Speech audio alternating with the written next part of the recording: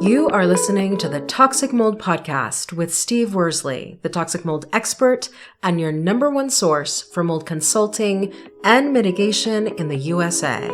Let's dive into a brand new episode. Before we get started on this episode, here's a not so short disclaimer.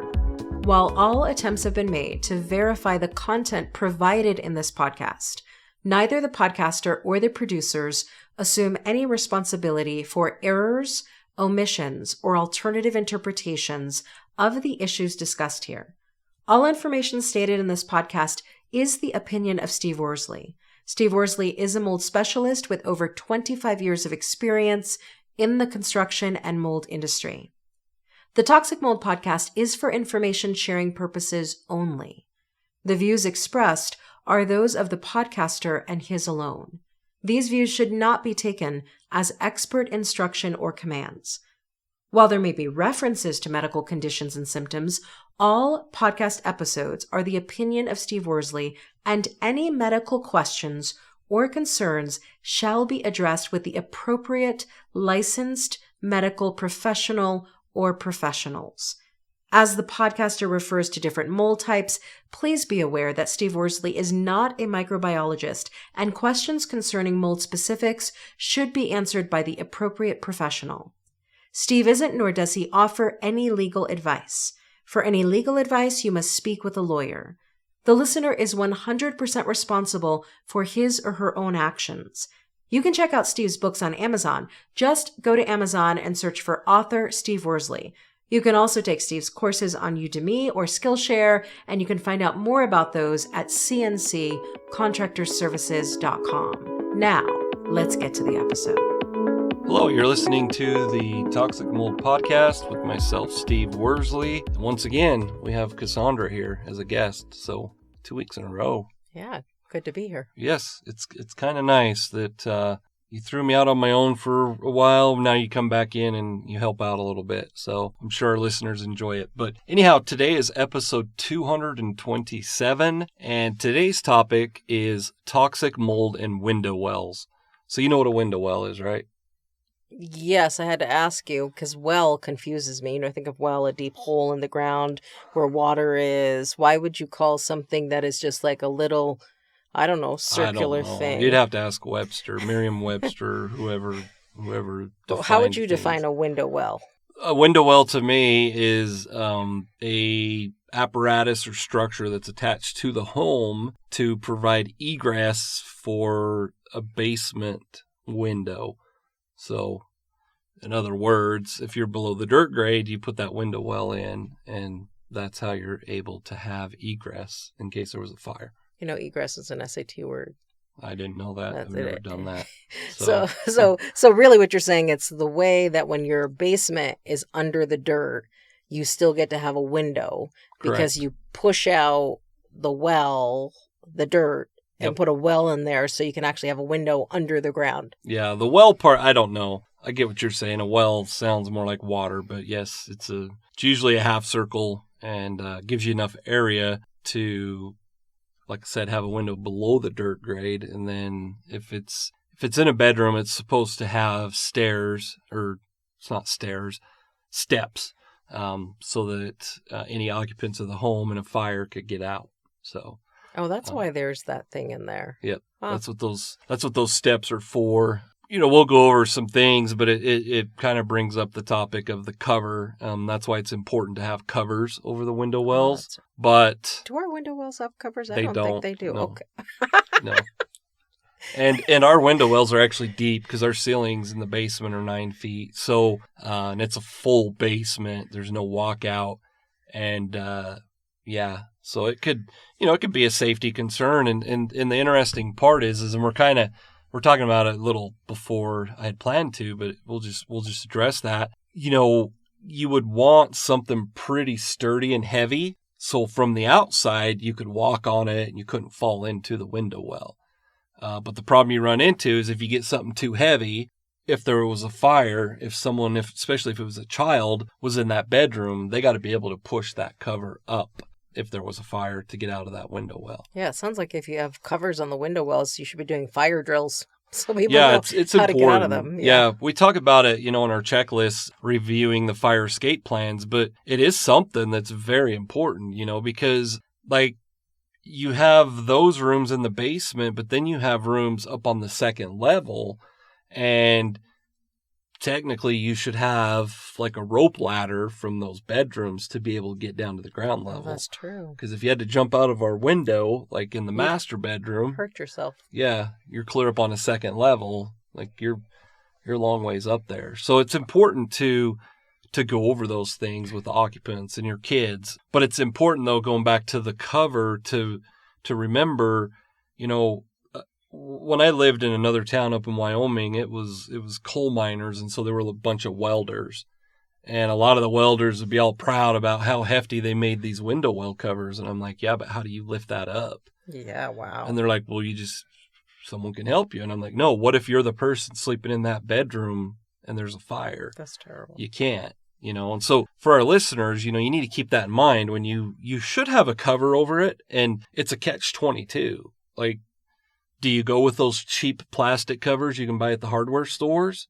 Well, that keeps the water out. But also keeps it in, doesn't it? In the window well area. Well, it'll keep it out, so there shouldn't be any water getting in.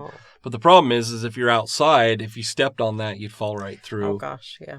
So it's a catch-22, honestly. What's the connection between toxic mold and window wells?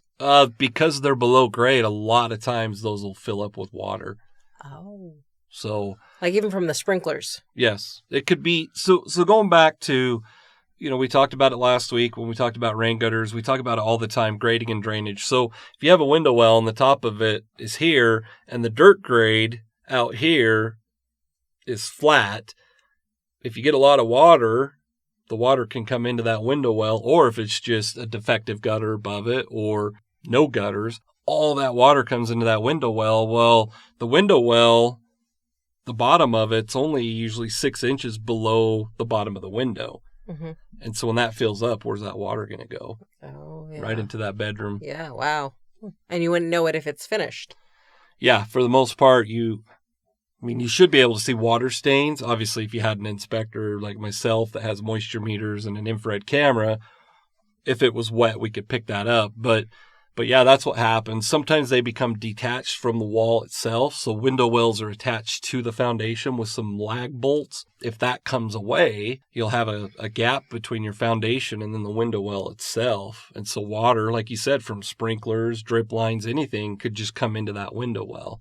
So over time on a home, a chronic defect like that could easily turn into mold concerns. So. Wow. Which brings up the importance of proper grading and drainage. You've got to get that water. That's why it's so important to get that water away from the foundation. Now, the things that you're talking about, they sound like more advanced stages of window well problems. Are there any early signs that if somebody's looking at their window well, they could catch it early? So probably one of the most common defects we see, and we talked about it last week, grading and drainage. If the top of your window well is not higher than the finished dirt grade outside, that's a concern. Okay. It should be a couple inches higher. Not a lot, but at least a couple inches. Also, what's important is that dirt grade slopes away from that window well. Because if it doesn't, you'll see over time, it's just going to sit there. And, these window wells, I'm not sure what type of metal, but I think it is galvanized. And a lot of times, a lot of the defects that I would see when I did inspections all the time is they would start rusting out and there'd be holes in them. So, for something early on that you could catch, it would be the height, the finish height of the window well. And if it's not high enough for our listeners, it's not hard to go buy an extension. Mm-hmm. You can go buy an extension that's a 6-inch or 1-foot extension.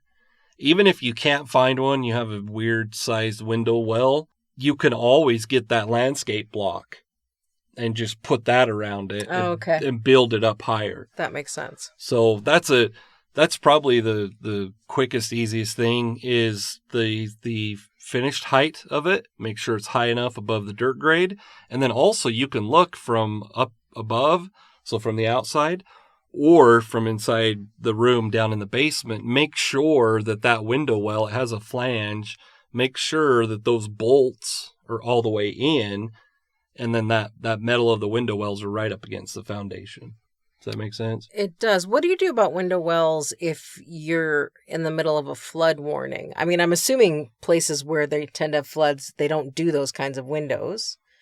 But is it just the bags of sand or what? Yeah, you could put bags of sand to keep the water from coming in, or a cover. So out here in the West, we don't have the flooding concerns like other places do. And I know we're still in hurricane season. It's almost over with. But I would assume most homes like in Florida and Georgia, they don't have basements. They're usually a slab on grade. But even out here in the West, and this is something, I'm pretty sure I cover it in the Building a Mold-Resistant Home, the book, which I think, what was that, the 4th book I wrote? 4th, I think. Yes. Anyhow, you can put... Once you're done with the dirt grade, which is going to be below the window itself, so the window here, your dirt grade's down here, you can put a sump pit in the window well itself. Okay. And then you put gravel in so it comes up to the elevation of the window, and then you pipe that either to, the storm drain or out to a pond or whatever. And so that sump pump in the sump pit has a float on it. And when so much water gets in there, it kicks that pump on, and then it pumps the water out. Okay. So if you don't have one of those and you're having a window well, for one of our listeners, like, yeah, but what if I'm watching it fill up with water? You can go get what I call a trash pump or a transfer pump. And it's just a pump you can go get at a hardware store.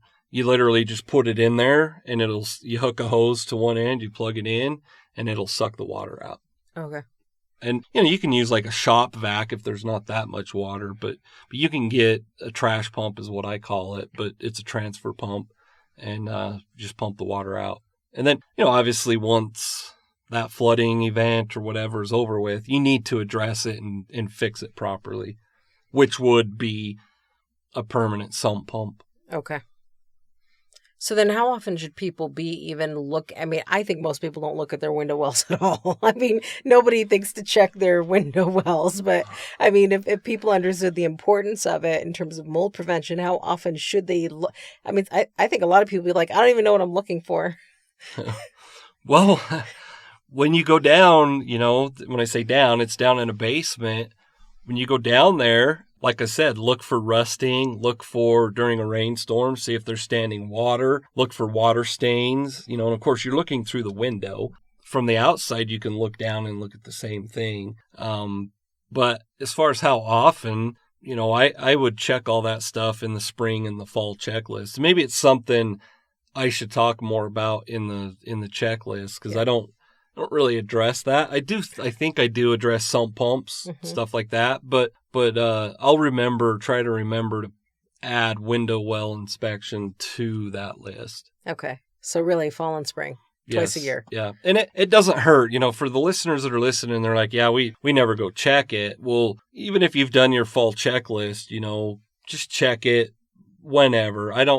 Some people, like we spend plenty of time in the basement. So if you have an office down there and you're on calls, just look out in the window well and just see if there's anything abnormal, like rusting or water sitting there. And as you've noticed with our place, there's no problems because they were done properly. Correct. But now window wells are never meant to be replaced, right? Never. It's part of the foundation of the home, right? Kind of, yes. So They shouldn't have to be replaced, but it does happen.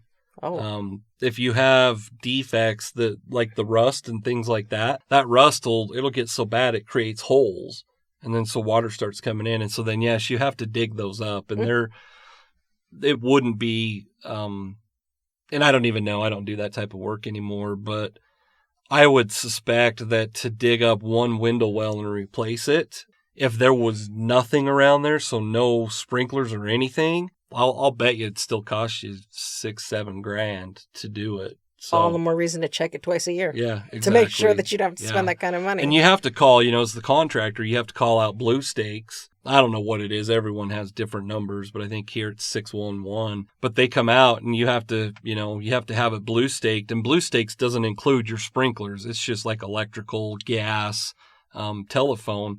But you got to make sure none of those utilities are in the way, because then you have to deal with those too. So to answer your question, it happens that you have to replace them. It's not and shouldn't be common.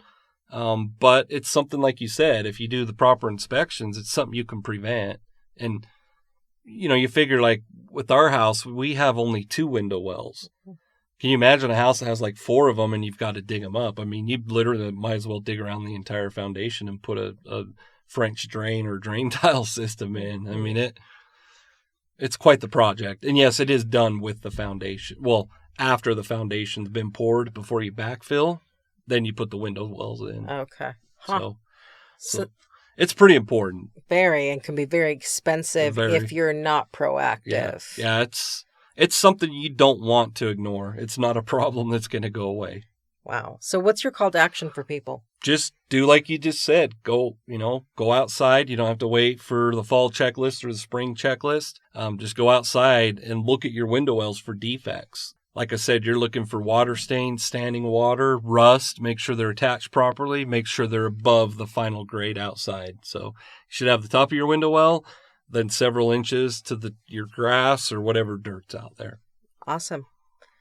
And I mean, this is all great. I almost feel like there needs to be a mini course on window wells alone because they're so expensive to fix. Yeah. But you make a lot of connections to why understanding mold and understanding the signs of mold is so important in your Mold 101 digital bundle. Yes. Yep. It's the only digital bundle you've lassoed me in to get finished. So you keep telling me I need more out there, but it's actually a hidden link right now. We talked about making that a public link. Yes. But we will put that link in the description. So for those listeners, if we don't get the public link, there'll be a link in the description.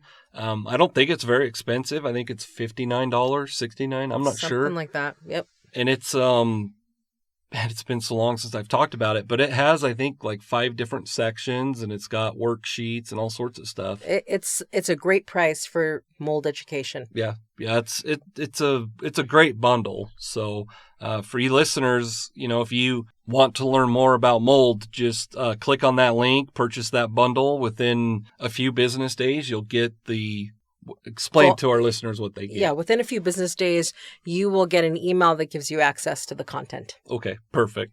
Well, there you have it. Well, thank you for listening. Today was episode 227. Have a great day.